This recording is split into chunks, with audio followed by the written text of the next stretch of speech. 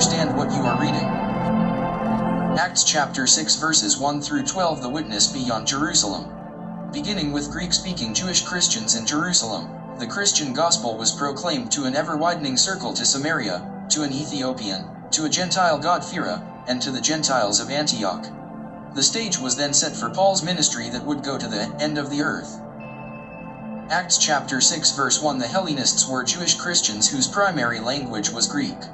They may have been born outside of Palestine. The Hebrews were native Palestinian Jews who spoke Aramaic as their primary language.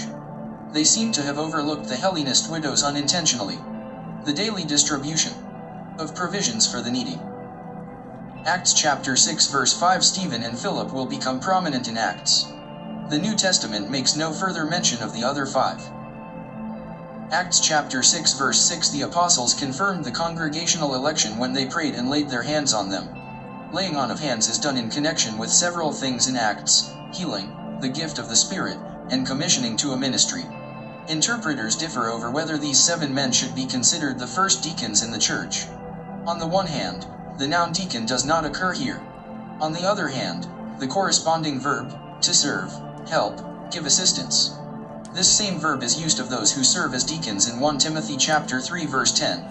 However, this is a common verb for render service. Acts chapter 6 verse 7. A great many of the priests became Christians. The lower ranks of the priesthood numbered in the thousands. Many were poor. They may have first been attracted to Christians by their charity, provided under the guidance of the newly appointed deacons. Acts chapter 6 verses 8 through 15. Stephen ministered to the needy and also taught the word and performed wonders and signs.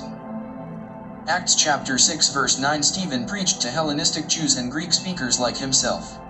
Freedmen were Jews who had been enslaved and then granted freedom.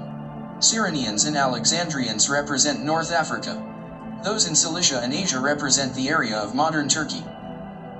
Acts chapter 6 verse 14. Stephen must have referred to what Jesus said about destroying the temple and rebuilding it in 3 days. Read Mark chapter 14 verse 58. John clarified this as Jesus referring to his body. Read John chapter 2 verses 19 through 21. Acts chapter 6 verse 15. Like the face of an angel. Apparently the brightness of the glory of God was on Stephen's face.